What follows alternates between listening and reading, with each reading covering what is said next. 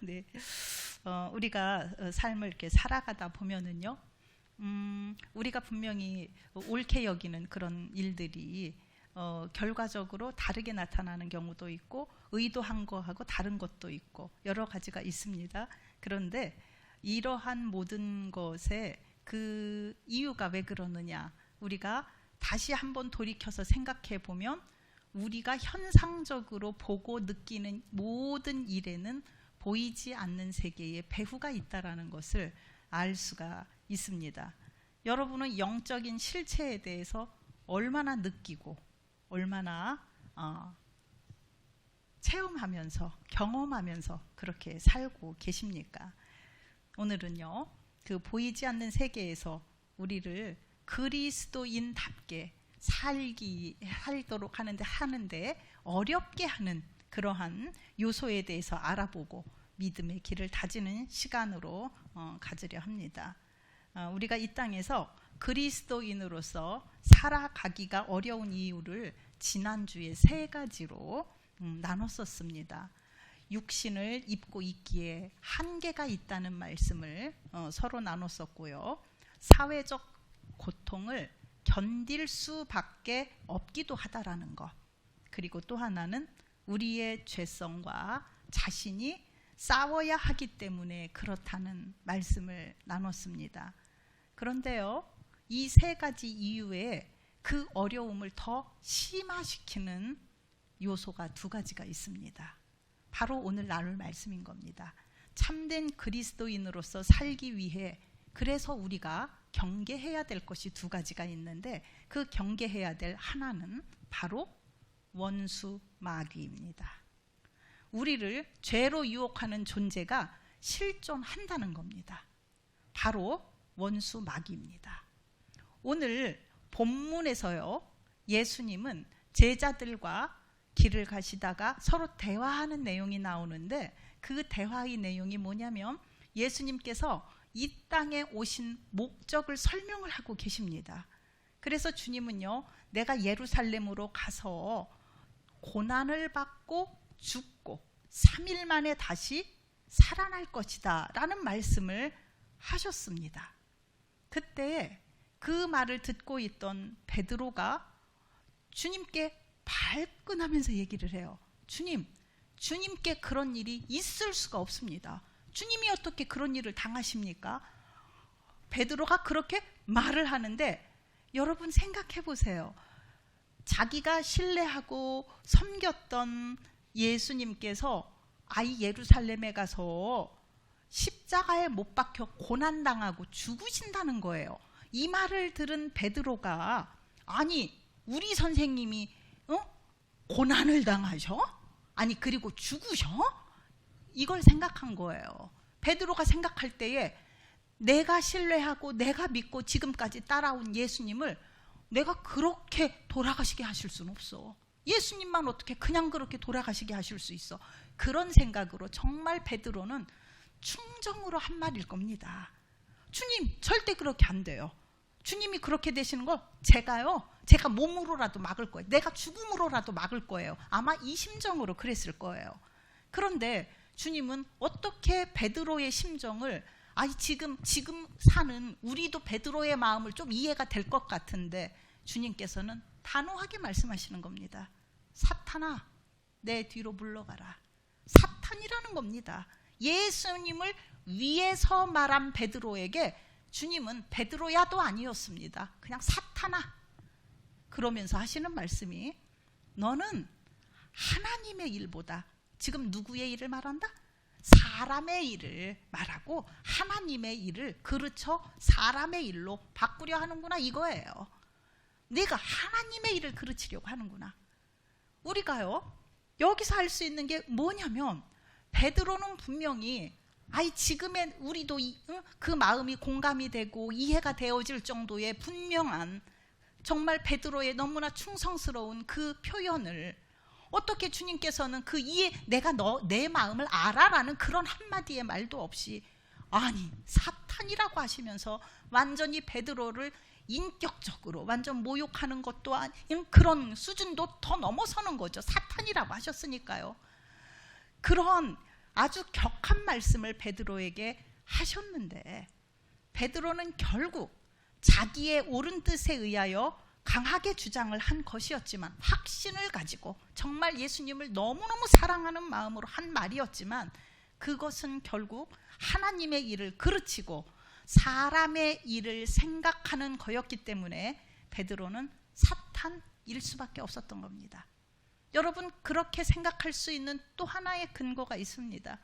예수님을 은 30에 팔아넘긴 가롯 유다를 우리는 너무나 잘 알고 있습니다. 요한복음 13장 2절 말씀에 마귀가 벌써 시몬의 아들 가롯 유다의 마음에 예수를 팔려는 생각을 넣었더라. 아멘. 이겁니다. 여러분, 가롯 유다가요, 출생 당시부터 예수님을 팔아넘기기로 작정되어지고 계획되어졌던 사람이다, 이게 아닙니다.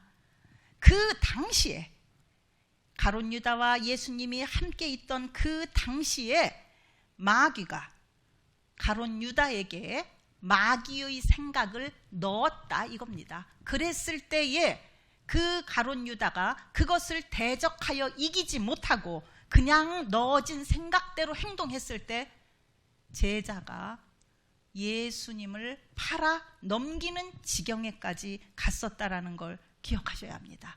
베드로는 이걸 안 거예요.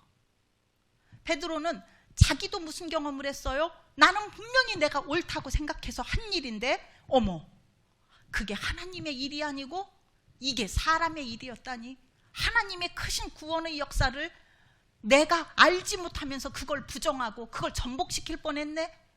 베드로에게는 너무나 큰 그런 경험이 있었던 겁니다. 뿐만 아니라 이 일이 있은 얼마 후에 같이 동역하였던 가롯 유다는 마귀가 생각을 집어넣어준 것에 의하여 예수님을 팔아 넘기는 모습을 현장에서 봤던 사람입니다. 그래서 베드로는요, 베드로전서 5장 8절에서 이렇게 말을 합니다. 근신하라, 깨어라. 너희 대적 마귀가 우는 사자같이 두루다니며 삼킬 자를 찾나니. 여러분, 바로 이것입니다. 이 마귀는요, 두루다니며 자기가 삼킬 자를 찾는다. 뭐예요? 자기의 생각을 집어넣어서 사탄의, 그 마귀의 종노릇 할 사람을 계속 찾고 있는다, 이겁니다. 여러분, 예수 그리스도를 믿지 않는 사람은요, 아예 그 수준에 다다르지도 못했어요. 마귀가 취급도 안 합니다. 예수 그리스도를 믿는 자 중에서 찾는다, 이 얘기입니다. 왜? 예수님을 안 믿는 사람들은 이미 삼키고 있기 때문에 더 이상 삼킬 필요가 없죠. 예수 그리스도를 믿고 따른다고 하는 사람들 중에 지금도 찾고 있다, 이겁니다. 내 생각 밀어 넣어줘서 그거 자기가 옳은 거라고 생각하고 하나님의 일 그르쳐 놓고 사람의 일을 행해서 하나님의 일을 완전히 망가뜨리게 하는 그 일을 여전히 하고 있다, 이겁니다. 그래서 베드로는 자기의 경험과 자기 동료의 경험을 알기 때문에 절절하게 호소하는 겁니다. 깨어라, 근신하라. 마귀가 우는 사자처럼 삼킬 자를 두루 찾고 다닌다 라고 호소를 하고 있는 겁니다. 사탄은 예수님께 우리의 삶을 드린 것을 보고 그냥 가만히 있을 존재가 아닙니다. 그냥 물러날 존재가 아닙니다. 사탄은 계속 우리를 넘어뜨리려 합니다. 심지어는요, 기도 중에도 어마어마한 잡념 때문에 방해를 받습니다. 봉사하려면 그 일을 통해서 나의 유익을 극대화시키는 꾀를 내게 합니다. 하나님께 가까이 가려는 우리의 발걸음을 중도에 멈추게 하고 아예 길에서 벗어나게 하고, 그런 것에 마귀는 지금도 혈안되어 있습니다. 우리에게는요, 예수 그리스도도 계시지만 마귀도 가까이 있다라는 것을 절대 잊어서는 안 됩니다.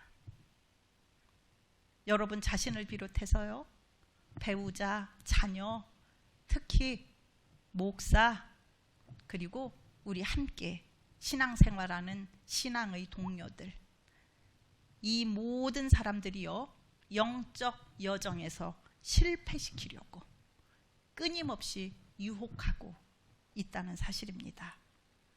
그런데요, 여러분, 내가 악한 일을 혹은 악한 말을 할까 말까 하는 망설임이 있다면 우리가 악한 영을 상대로 아직 싸우고 있는 중이라는 것을 아셔야 합니다.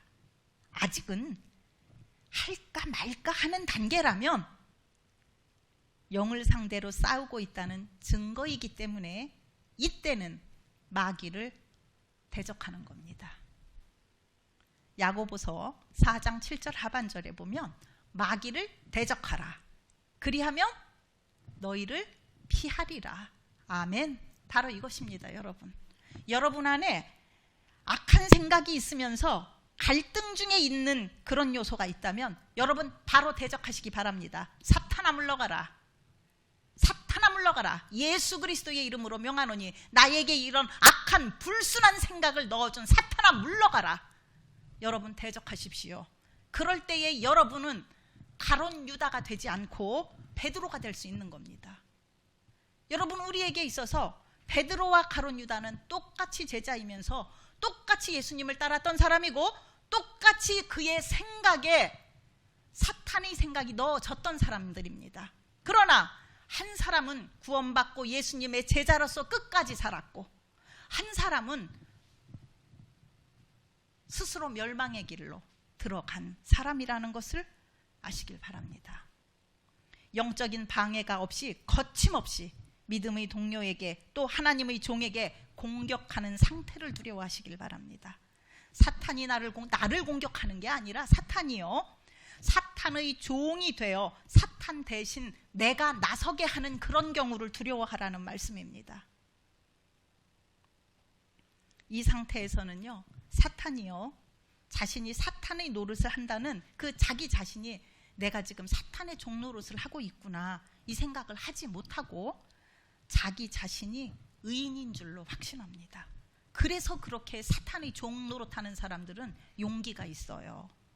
그래서요, 누군가를 비난하고 비판할 때에는 여러 번 숙고하고 가급적 그 상황을 피해야 합니다. 비난의 목소리를 버리십시오. 불평 불만을 버리십시오.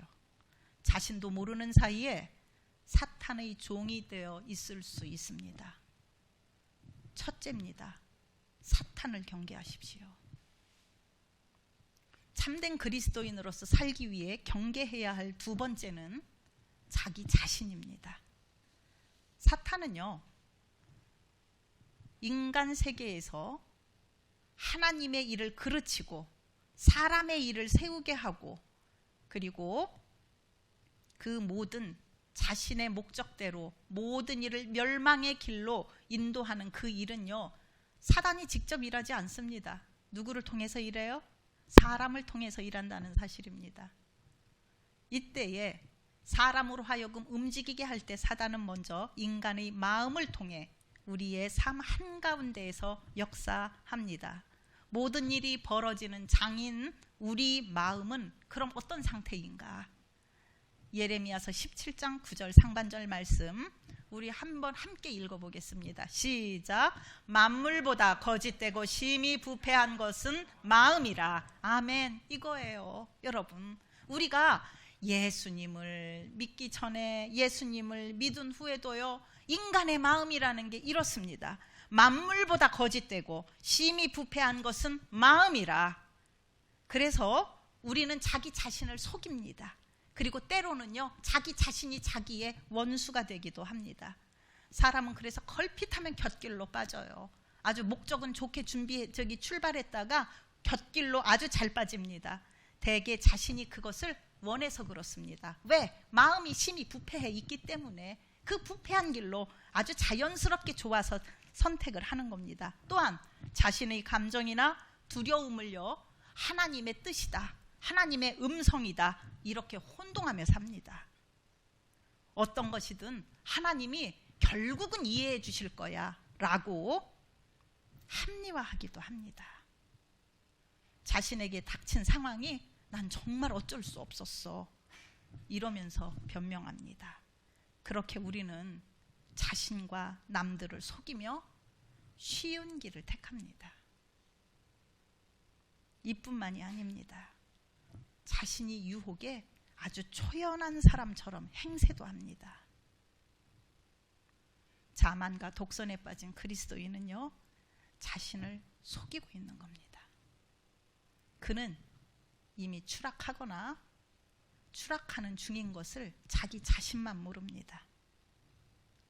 그래서 우리는요, 우리에게 영적으로 깐깐한 지도자가 있는 것이 기뻐야 합니다. 꾸준히 함께 기도하기를 권하는 동료 그리스도인이 있다는 것이 다행스럽게 여겨져야 합니다. 그들이 내 삶 속에 진리를 말해준다는 사실을 인정해야 복입니다. 그들은요, 나를 잘 알기 때문에 내 기도가 조금만 부실해져도 금방 알아차립니다. 나를 깊이 사랑하기 때문에 그것을 지적해 준다는 생각을 해본 적이 혹시 있으십니까? 사도 바울도 자신을 판단하는 일은 자신의 몫이 아님을 인정했습니다. 우리 고린도전서 4장 4절 말씀을 한번 함께 읽어보겠습니다. 시작. 내가 자책할 아무것도 깨닫지 못하나 이로 말미암아 의롭다 함을 얻지 못하노라. 다만 나를 심판하실 이는 주시니라. 아멘. 아멘.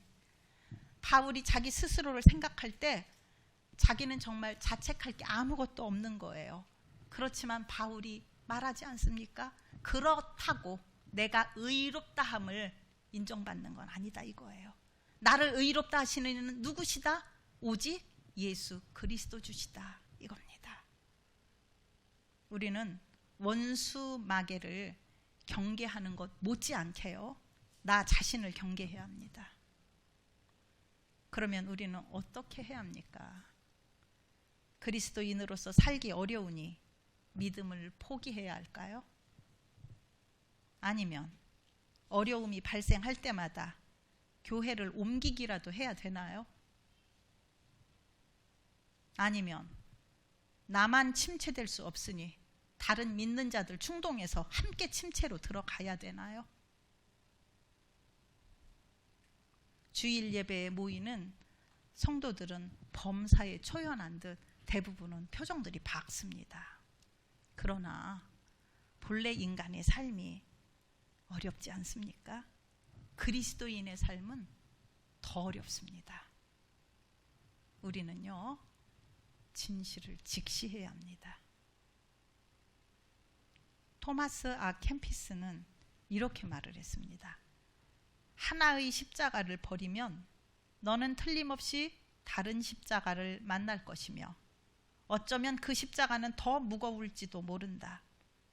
어떤 인간도 피할 수 없는 십자가를 너라고 피할 것 같으냐? 세상의 성인 중에 십자가와 환난이 없던 사람이 있더냐? 여러분, 성숙할수록 그리스도인의 삶이 더 쉬워지리라고 생각하는 것은 철저히 잘못된 겁니다. 오히려요, 정반대일 때가 많습니다. 사탄과 자기 자신을 경계하십시오. 지금 여러분이 걷는 길이 특별히 어렵다면 무조건 자신이 하나님의 뜻에서 벗어나 있다고 단정하지 마십시오. 오히려 정확히 하나님이 원하시는 자리에 있을 수도 있습니다. 말씀 두 곳을 보면서 결론을 맺겠습니다. 갈라디아서 6장 9절 말씀 우리 함께 보겠습니다. 시작. 우리가 선을 행하되 낙심하지 말지니 포기하지 아니하면 때가 이름에 거두리라. 아멘. 한 군데 더 보겠습니다. 이사야서 55장 8절 9절 말씀입니다. 시작. 이는 내 생각이 너희의 생각과 다르며 내 길은 너희의 길과 다름이니라. 여호와의 말씀이니라. 이는 하늘이 땅보다 높음같이 내 길은 너희의 길보다 높으며 내 생각은 너희의 생각보다 높음이니라. 아멘.